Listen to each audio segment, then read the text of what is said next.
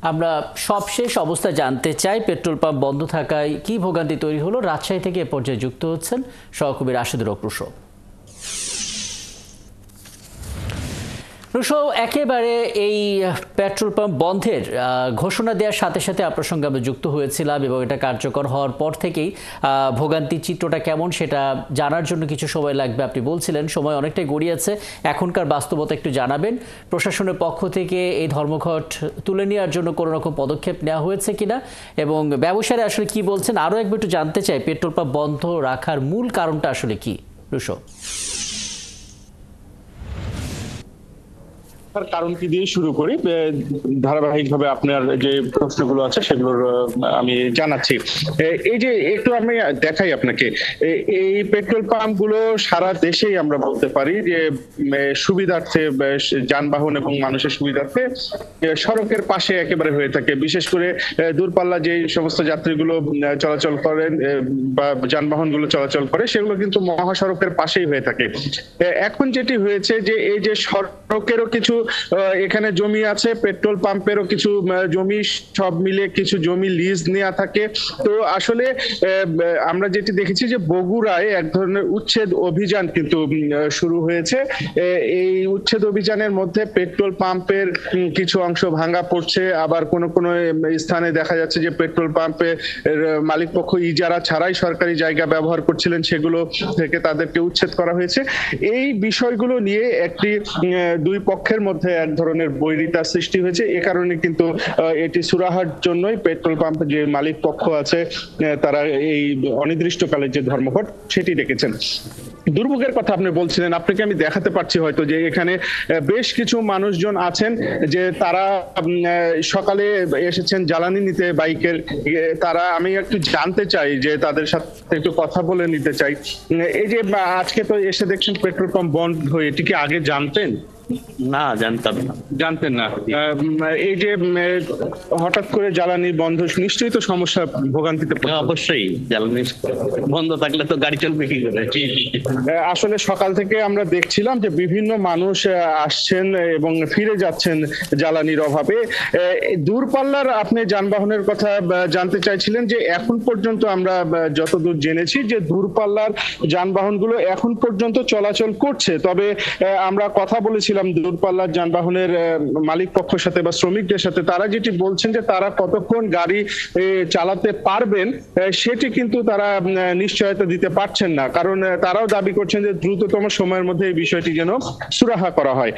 পাশাপাশি এই সরকারি ভাবে, বিশেষ করে স্থানীয় প্রশাসনেও কিন্তু যতদূর আমরা খবর পেয়েছি যে বিষয়টি সুরাহা করার জন্য তারা হয়তো দ্রুতই বৈঠকে বসবেন বা একটি হয়তো সমন্বয় হবে বিষয়টি নিয়ে। তবে সেটি যত দ্রুত সম্ভব সেটি যেন করা হয়, সেটি কিন্তু সাধারণ মানুষের পক্ষ থেকে দাবি তোলা হচ্ছে। রাকিব, অনেকগুলো তথ্য আসলে জেনে নিলাম এবং সকাল 8টা থেকেই রাশেদুর রহমান, আপনি বলছেন যে আসলে এই রাজশাহী, রংপুর বিভাগ সহ সব পেট্রোল পাম্প বন্ধ রাখা হয়েছে এবং মূলত আসলে যে ভাঙচুরটা হয়েছে বিনা নোটিশে নওগাঁ এবং বগুড়ায় পেট্রোল পাম্প, সেটার কারণেই আসলে এই পরিস্থিতি। আমরা রংপুরের খবরটাও নিতে চাই, যেহেতু সেখানেও আসলে পেট্রোল পাম্প বন্ধ রয়েছে। শাহবাজিদ আহমেদ আমাদের সঙ্গে যুক্ত হচ্ছেন। বাজিদ, সকাল 8টা থেকে পেট্রোল পাম্প বন্ধ রয়েছে এবং প্রায় ঘন্টা দুই পার হতে যাচ্ছে। এখন পর্যন্ত আসলে দূরপাল্লা এবং অভ্যন্তরীণ যান চলাচলের উপর কী ধরনের প্রভাব পড়েছে একটু বলবেন, এবং অনেকেই তো জানে না যে পেট্রোল পাম্প বন্ধ, তারা আসলে পাম্পে তেল নিতে এসে, জ্বালানিতে এসে কী ধরনের ভোগান্তির মধ্যে পড়লেন, সমাধানের কোনো উদ্যোগ চোখে পড়ছে কিনা বাজিদ?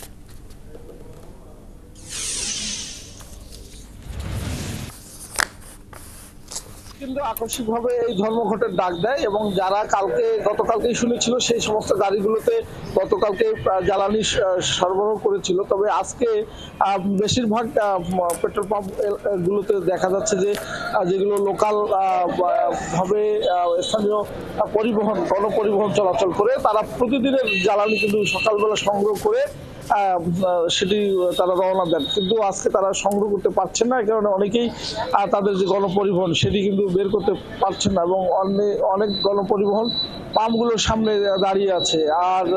আর সকাল থেকেই কিন্তু বিভিন্ন যে পাম্পগুলো রয়েছে সেখানে গাড়ির কিন্তু লম্বা লাইন রয়েছে।